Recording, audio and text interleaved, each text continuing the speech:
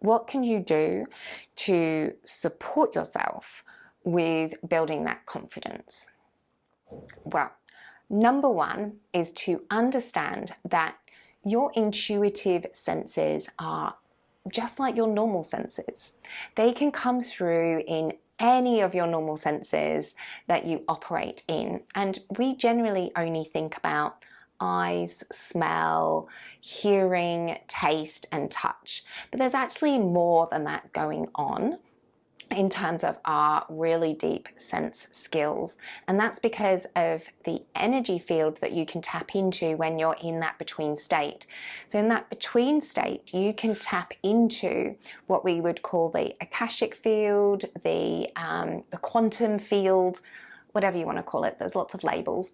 It's just the field of energy moving around.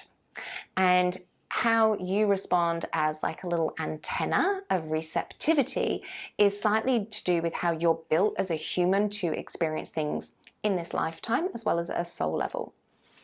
So some people might be very clairvoyant, which means that they're really visual. So when you do a practice and you're visualizing things, they can really easily visualize things. And they might love vision boarding, say, as a part of how they create.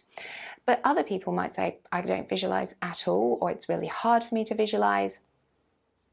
And so they may have another sense that is their strength. And actually the majority of us really sense feel into our experience. But also you can be a knowledge person. You know things by talking to other people, kind of like in your process of talking, the knowledge and the wisdom can come through. And so you might be someone who really needs to go out and chat to a lot of people and have conversations for that knowledge to come through.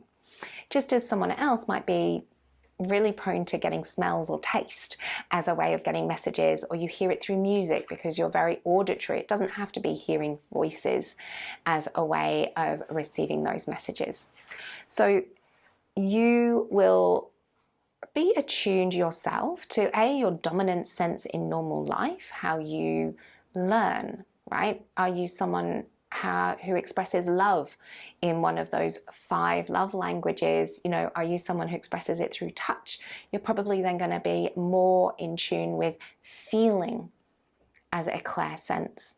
So your intuition will come more through how you feel about things as opposed to seeing or knowing. And I've had clients in the past who they really want to see, they want the visuals, but they're a feeler.